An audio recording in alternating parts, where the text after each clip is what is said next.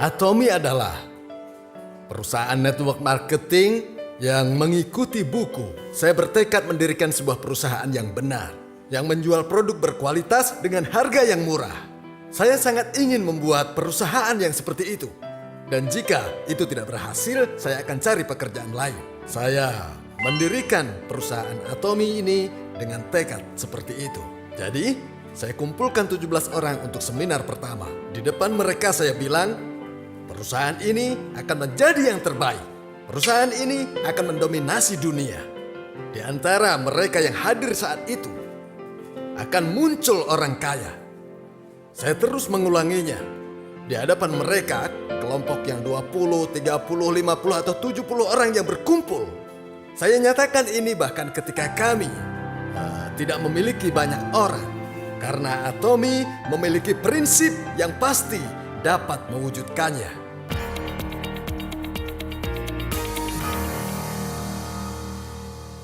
Banyak sekali orang yang menginginkan kesuksesan, tetapi sebagian besar dari mereka tidak berhasil. Ketika saya melihat alasan kenapa mereka tidak berhasil, itu karena mereka tidak tahu hukum sukses atau bagaimana cara sukses. Saya tidak bisa membuat hukum sukses, tidak bisa. Tapi ini memang sudah ada sejak lama. Jadi, Anda bisa sukses selama Anda mengikuti jalan itu. Akan tetapi, Anda akan gagal jika Anda menyimpang dan tidak mengikuti hukum. Saya akan menggunakan hukum bertani sebagai analogi untuk hukum sukses. Hal pertama yang dilakukan seorang petani ketika dia bertani adalah dia memikirkan berapa banyak hasil yang nantinya akan dia panen. Misalnya, jika Anda ingin memanen 10 karung beras, maka Anda dapat menyiapkan benih padinya, ukuran padinya, pekerjanya, peralatannya, dan sebagainya yang sesuai. Semua rencana Anda didasarkan pada 10 karung beras ini. Ini menentukan semua tindakan Anda. Dalam manajemen bisnis ini disebut MBO atau manajemen berdasarkan tujuan, yaitu tentang menetapkan tujuan di kepala Anda dan membuat keputusan Anda berdasarkan tujuan Anda tersebut.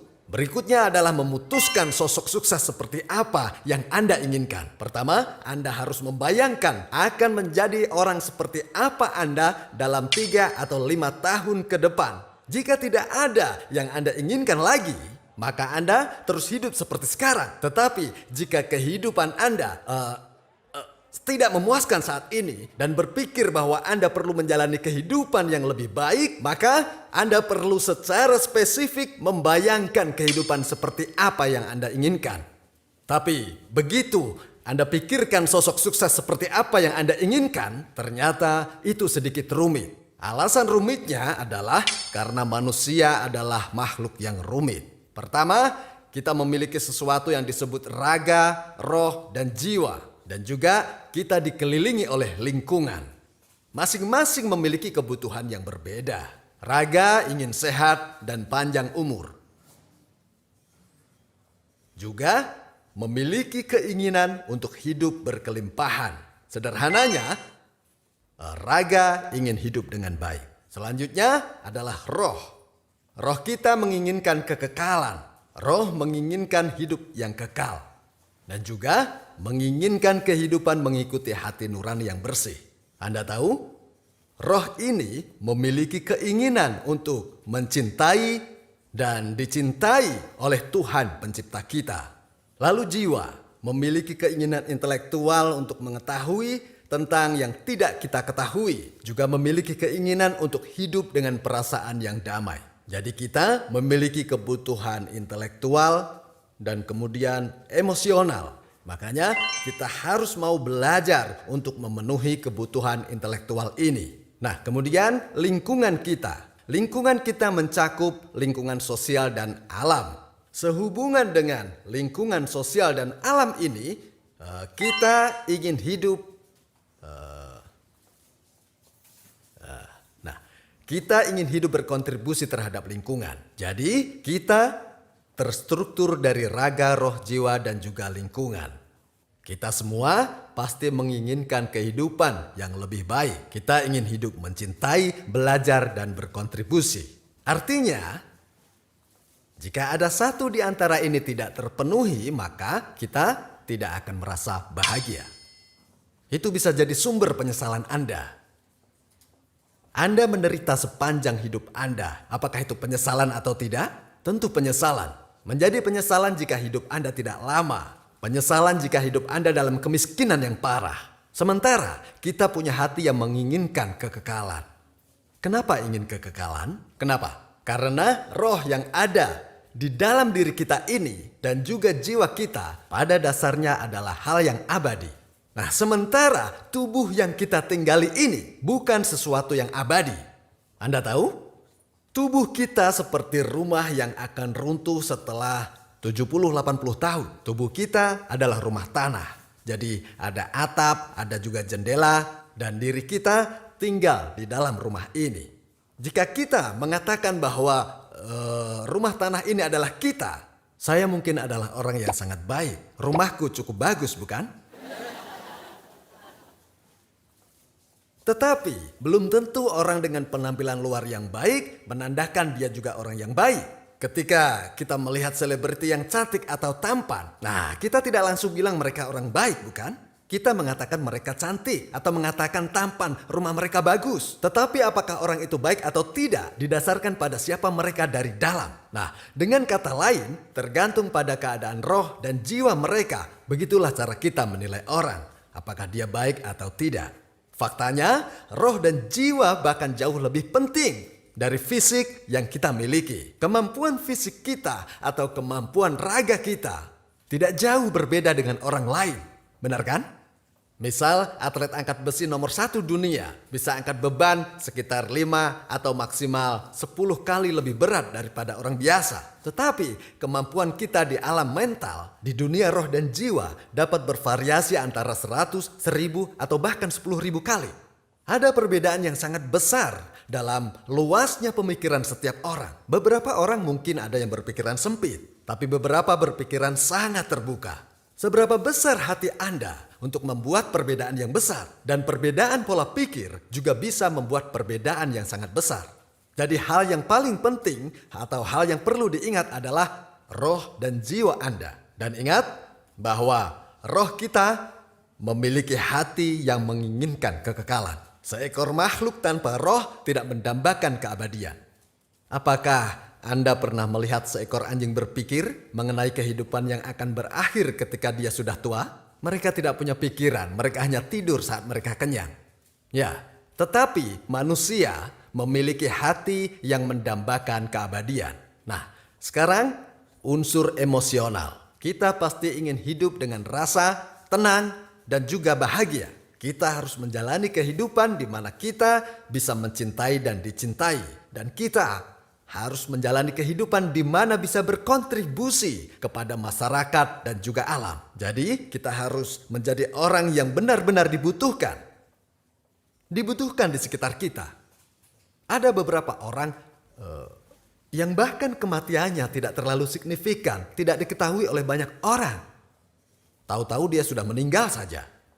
Kehidupan kebanyakan orang berakhir seperti itu. Maksud saya adalah hanya sedikit orang yang kematiannya meninggalkan kesan baik. Kita perlu menjalani kehidupan di mana ketika kita meninggal, orang akan kehilangan dan berharap kehidupan kita lebih lama karena mereka membutuhkan kita, karena mereka pikir kita bermanfaat. Jadi, untuk menjalani kehidupan yang sukses, kita perlu menerapkan 4 elemen ini. Hidup yang baik, mencintai, belajar, dan juga berkontribusi. Semuanya harus terpenuhi. Kita perlu memiliki keempat elemen ini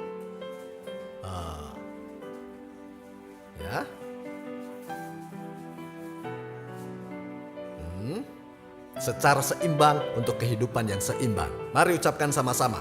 Hidup yang seimbang. Hidup dengan baik. Mencintai. Belajar. Berkontribusi. Jadi kita perlu menggambarkan tujuan hidup seperti ini dalam pikiran kita. Anda perlu menggambarkan sosok Anda hidup seperti ini dalam pikiran Anda.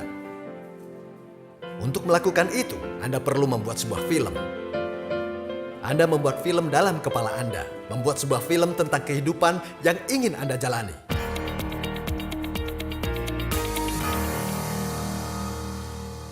contohnya seperti ini. Ini adalah skenario kehidupan si A. Sosok kehidupan yang Anda inginkan. Nah, Anda harus menuliskannya.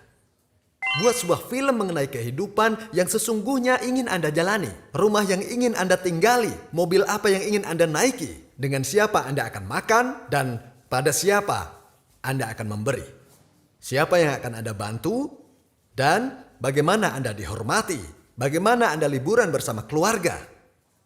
Apa yang Anda pelajari, pengetahuan apa yang Anda miliki. Anda harus membuat sebuah film dalam pikiran Anda seperti ini. Hidup yang ingin Anda jalani. Nah, saat Anda menuliskan skenario kehidupan Anda, ini adalah contoh formulir yang akan Anda isi. Anda akan menilai level kehidupan Anda saat ini. Dari total nilai 10, Anda beri nilai rumah, mobil, kesehatan Anda. Apakah Anda pergi berlibur atau berbakti kepada orang tua Anda? Memberi nilai apakah Anda sudah memberikan sumbangan? Jika titik-titik ini dihubungkan, terciptalah roda kehidupan Anda. Anda harus menulis di dalam kotak ini apa yang perlu Anda lakukan agar garis yang terbentang menjadi nilai 10 yang sempurna. Di sini Anda menulis segala sesuatu yang berhubungan dengan raga. Raga berhubungan dengan pakaian, makanan, dan juga tempat tinggal. Satu-satunya cara agar dapat kaya. Artinya sebagian besar dari kebutuhan sandang dan pangan terpenuhi. Jadi yang tersisa adalah kebutuhan papan. Dan zaman sekarang Anda membutuhkan sebuah mobil. Berikutnya tentang kesehatan misalnya. Tulislah hal yang berhubungan dengan kesehatan Anda sendiri. Lalu liburan. Ini berkaitan dengan kebutuhan raga Anda. Dan juga dan dalam hal hidup dan mencintai menurut hati nurani, mungkin ada kewajiban untuk berbakti, melakukan sumbangan, dan lain sebagainya. Untuk belajar, ada pendidikan anak-anak dan pembelajaran Anda sendiri. Untuk kontribusi, ada kerja sukarela, dan juga menyumbang. Ada apa lagi? Uang tunai. Ya, uang tunai. Beberapa orang menulis melunasi hutang. Bagaimanapun, senang kalau punya uang kan? Ya, jadi Anda harus memiliki setidaknya satu hal di setiap kotak. Berkaitan dengan lingkungan, kerja sukarela, dan memberi sumbangan. Anda harus pikirkan yang semacam ini. Ingat, menyumbang dan kerja sukarela akan sangat sulit dilakukan setelah Anda menjadi kaya. Karena setelah Anda kaya, Anda akan sibuk menghabiskan uang. Sebaliknya banyak kasus di mana Anda punya banyak waktu tapi tidak punya uang. Jadi Anda harus mulai menyumbang dan kerja sukarela saat Anda belum punya uang. Mulai sekarang Anda harus mulai menolong mereka yang lebih kekurangan dibanding Anda. Begitu juga perusahaan kami. Ketika kami pertama kali memulai bisnis ini dan bahkan kekurangan dana untuk membuka kantor kami sendiri, tapi jika ada yang lebih kekurangan, kami akan bantu mereka. Kami mulai menyumbangkan sekitar 2 atau 3 juta rupiah untuk organisasi sekitar. Nah, setelah mendapat penghasilan lebih besar, kami sumbang 20-30 juta, lalu menyumbang 200-300 juta, terus dan seterusnya. Melihat itu, saya jadi berpikir, ternyata masih banyak sekali hal-hal yang seharusnya kita lakukan ke depannya. Nah, sekarang, rumah seperti apa yang ingin Anda tinggali? Sebuah rumah terpisah, sebesar apa? Berapa kamar? Berapa meter? 200 meter misalnya. Berapa harganya? 5 miliar misalnya. Tapi kalau mau bangun rumah 5 miliar, Anda harus keluar kota. Anda mau mobil? Memangnya Anda sudah punya SIM? Misalkan mobil yang Anda kemudikan adalah Sonata tua yang usang, mobil apa yang ingin Anda kendarai? Apa? BMW, ada seri 7. Ada seri S dan seri E. Lalu seri C dan seri A. Yang mana? Ada seri M. Ya. Kesimpulannya adalah mulai sekarang perhatikan baik-baik. Cari tahu tipe dan harga mobil yang ingin Anda kendarai. Kalau mobilnya lewat, perhatikan warnanya. Perhatikan apakah Anda menyukai warna itu atau tidak. Karena warna sangat penting, ya kan? Ya, jadi Anda harus menulis ini. Untuk kesehatan, Anda akan berolahraga 1 jam setiap hari. Anda harus putuskan. Kemudian, Anda harus meminum 2 saset Emohim setiap hari misalnya. Ya, ini tentang memutuskan rencana Anda. Nah, sekarang berbakti. Setidaknya beri orang tua Anda telepon. Anda akan menghasilkan banyak sekali uang. Dan saat itu mungkin mereka tidak ada. Jadi, bahkan ketika Anda belum menghasilkan uang, hubungi mereka, telepon mereka. Jangan menunda-nunda. Orang tua itu, kalau anaknya telepon meski tidak kasih uang, mereka itu sudah tahu, oh anakku sedang kesulitan. Tapi mereka akan kecewa kalau anaknya tidak menelpon. Bahkan jika Anda tidak memberi mereka uang, tapi setidaknya menelpon, mereka akan senang karena tahu bahwa anak yang mereka besarkan tidak melupakannya. Jadi Anda harus menelponnya. Dan ingat, jangan hanya memberi mereka uang saku, tetapi biayai hidup mereka. 2 atau 3 juta sebulan itu hanya uang saku. Banyak yang berpikir dengan uang segitu dia sudah berbakti. Beri mereka 20-30 juta setiap bulan, bukan setahun sekali. Dengan begitu, orang tua Anda dapat memiliki gaya hidup yang memadai. Mereka dapat membayar obat-obatan dan lain-lainnya. Mereka senang bisa memberi cucunya uang. Berikutnya, pendidikan anak-anak. Anda harus kaya agar anak Anda bisa mengejar impian. Untuk mengejar impian butuh uang kan? Ya kan? Jadi Anda harus menghasilkan uang setidaknya sekitar 300 hingga 700 juta rupiah untuk bisa dianggap kaya dan sukses. Jumlahnya sekitar 300 hingga 700 juta rupiah. Bagi Anda yang lebih sederhana mungkin menargetkan 300 juta rupiah. Tetapi bagi mereka yang ingin lebih harus menghasilkan sekitar 700 juta. Jadi tuliskan rencana Anda seperti itu. Dengan begitu Anda dapat menjalani kehidupan yang Anda inginkan. Tapi kebanyakan orang mengurangi 1 nolnya. 30-70 juta. Bahkan mereka bersedia melakukan apapun untuk 30-70 juta. Pemikiran apa itu? Itu pemikiran salah. Ada banyak hal mengenai uang yang sudah kita salah pahami. Kita tidak kenal uang dengan baik. Orang miskin tidak menghasilkan uang karena tidak mengenal uang. Ini adalah bagaimana kita diajarkan tentang uang di sekolah. Kita diajarkan untuk memiliki pengeluaran sesuai dengan pemasukan kita. Ya kan? Benar kan? Hal seperti ini kan yang diajarkan kita di sekolah. Tetapi ini adalah prinsip orang susah. Anda akan miskin seumur hidup Anda jika menerapkan ini. Karena orang kaya itu menetapkan pengeluaran mereka. Jadi yang harus Anda lakukan adalah menetapkan pengeluaran Anda. Anda menetapkan jumlah pengeluaran untuk rumah Anda, mobil Anda, lalu menetapkan jumlah pengeluaran untuk biaya kesehatan, biaya liburan, berapa banyak pengeluaran orang tua dan yang lainnya. Putuskan semua pengeluaran terlebih dahulu. Kemudian kita harus mencari pemasukan yang memenuhi itu semua.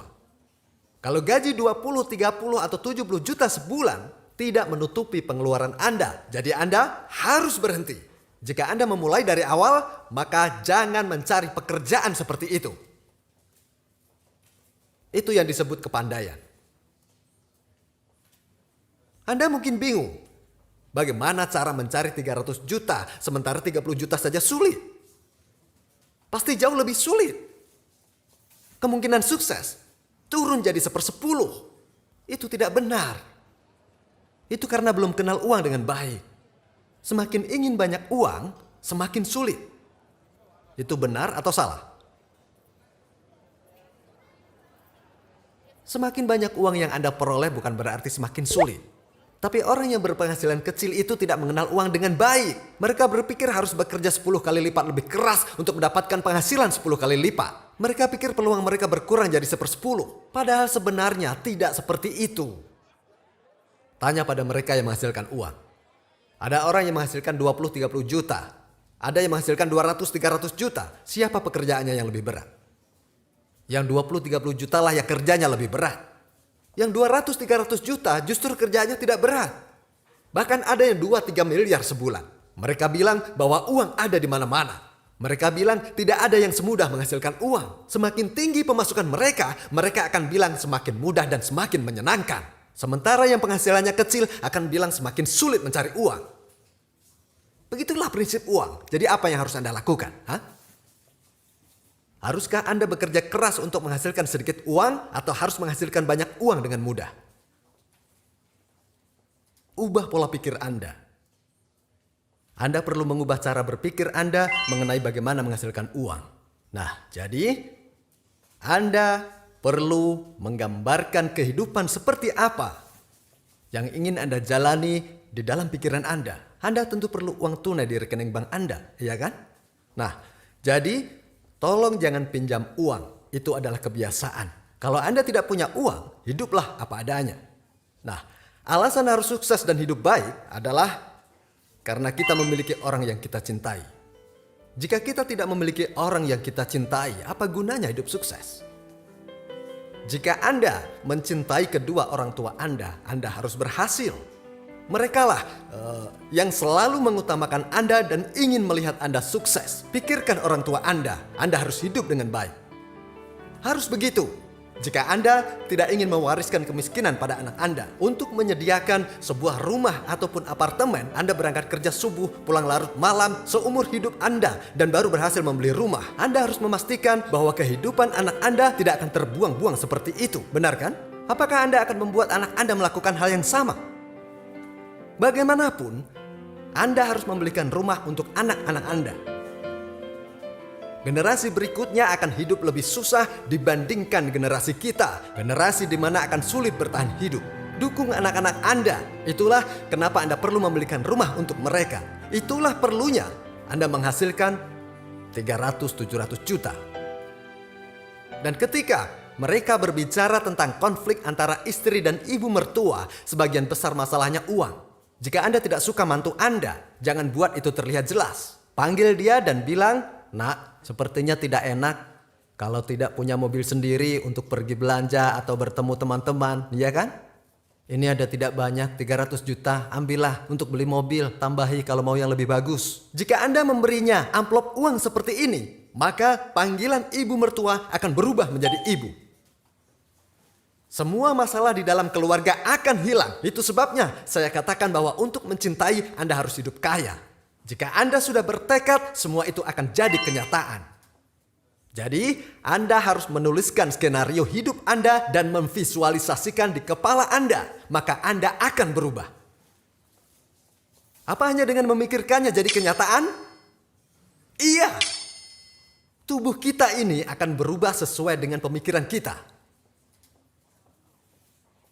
Tubuh kita ini tidak dapat membedakan antara apa yang terjadi dalam pikiran kita dengan kenyataan yang ada.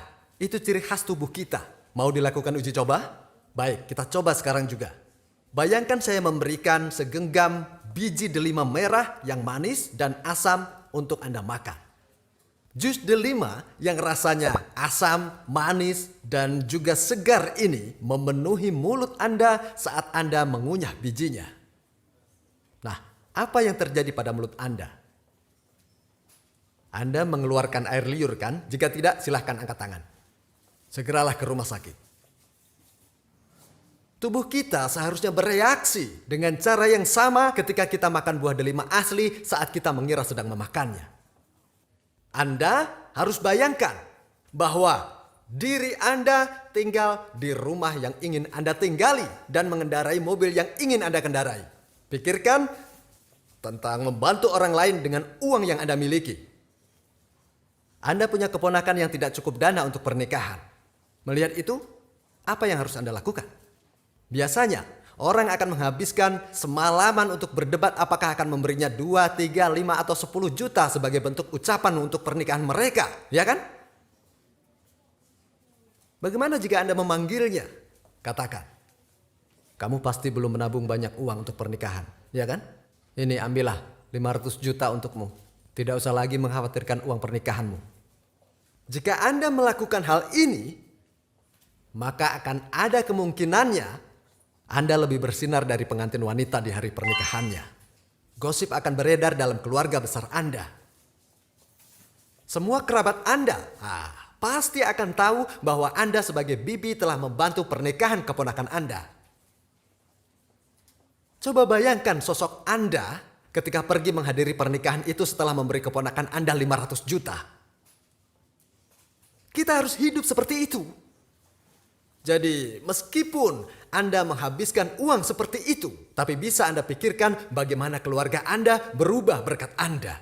Nah, sekarang bagaimana jika Anda melihat anak Anda mengejar impiannya, bisa bepergian kemanapun Anda mau dan membantu orang yang membutuhkan. Anda harus memvisualisasikan uang yang akan Anda gunakan untuk melakukan hal bernilai tersebut dalam pikiran Anda. Bayangkan bahwa uang itu akan masuk ke dalam saku Anda. Maka ekspresikan ke wajah Anda, ekspresikan ke suara Anda, dan sikap Anda akan berubah. Bahkan sebelum masuk ke saku Anda. Jika Anda yakin bahwa itu akan menjadi kenyataan dalam 2 atau 3 tahun, ekspresi wajah Anda dan segalanya akan berubah. Jadi saat bertemu teman Anda bisa bilang, saya melakukan ini semua untuk membantu seorang teman. Dia tidak akan mengikuti Anda jika Anda bilang begitu. Hubungi teman Anda dan katakan begini, kamu orang pertama yang saya beritahu. Sebenarnya ini rahasia. Bahwa saya sudah mulai bisnis yang luar biasa. Bisnis yang pendapatannya 300-700 juta sebulan. Saya tahu jika berbisnis sendiri dan tidak bilang-bilang, maka kamu akan menjadi orang pertama yang akan membenciku. Makanya saya memberitahu ini padamu. Jadi tunggu apa lagi? Ayo ikut saya. Dan Anda semua harus bisa melakukan hal seperti ini. Ini satu-satunya cara Anda untuk mengubah orang di sekitar Anda. Jangan pernah merasa puas hanya dengan penghasilan 20 juta sebulan. Anda harus merasa kasihan kepada mereka yang penghasilannya 50 hingga 100 juta. Jika Anda ingin seperti itu, tetapkan tujuan penghasilan Anda 300, 500 hingga 700 juta. Jika Anda mau berpikir dan mau bertindak, semua akan berubah. Itulah yang disebut dengan hukum sukses. Itu yang dinamakan hukum sukses. Jadi Anda harus dengan jelas membayangkan kehidupan seperti apa yang Anda inginkan dalam pikiran Anda. Saya dirikan perusahaan ini hanya berdasarkan pada satu hukum itu. Saya dulu miskin, tidak punya apa-apa. Saya dulu tinggal di kamar kecil sewaan. Sewanya 5 juta dan memulai perusahaan ini dengan mobil van bekas harga 30 juta. Namun di benak saya ini, saya yakin usaha ini berhasil jika mengikuti prinsip menjual produk berkualitas dengan harga yang sangat murah. Dan saya juga sangat yakin bahwa perusahaan ini akan menjadi sebuah perusahaan global. Nah, sejak saat itulah saya berpikir bagaimana cara menggunakan uang saya. Hal pertama yang harus dilakukan adalah menyelesaikan masalah keluarga karena itu keharusan sebagai kepala keluarga. Dan saya mendirikan yayasan kesejahteraan. Dengan sisa uang yang saya punya, membantu mereka yang membutuhkan. Bukan hanya yang ada di Korea tapi juga sampai luar negeri. Hadirin, hal yang lebih baik dari melakukan bisnis atomi ini adalah kita dapat membantu orang yang kesulitan menjadi kaya dan sukses. Dan Anda tahu, semua ini datang hanya dari pikiran saya. Perusahaan ini dimulai dengan pemikiran dan rencana seperti itu sejak awal. Saya kumpulkan 17 orang. Di depan mereka saya berkata bahwasanya perusahaan ini akan menjadi perusahaan terbaik. Saya tetapkan tujuan perusahaan menjadi hub distribusi, yang artinya semuanya harus melewatinya. Atomi adalah sebuah perusahaan yang dimulai dengan tujuan bahwasanya semua aliran distribusi yang ada harus melewati Atomi. Dari mana semua ini berasal? Ini adalah hasil dari pemikiran yang ada di dalam kepala saya. Berikutnya kami mengatakan untuk selalu memiliki iman, kan? Iman bukan hanya percaya yang terlihat. Di kitab suci juga terlihat siapa yang percaya terhadap hal yang terlihat. Memiliki iman adalah percaya pada apa yang tidak terlihat. Coba ini, kalau saya bilang percayalah ini sebuah pena, Anda pasti bilang saya gila. Percaya sesuatu yang dapat dilihat oleh mata adalah bodoh. Anda harus percaya pada yang tidak terlihat. Maka dari itu, yang harus Anda percayai adalah kehidupan yang Anda inginkan. Anda harus masuk dalam film kehidupan yang Anda inginkan. Film kehidupan yang telah Anda tetapkan, yang sudah Anda buat di dalam pikiran Anda. Di situ Anda harus berada. Rumah Anda bukanlah rumah kontrakan atau rumah sewaan saat ini. Rumah Anda adalah rumah impian, rumah pedesaan yang luasnya 400 meter persegi. Disitulah Anda harus berada.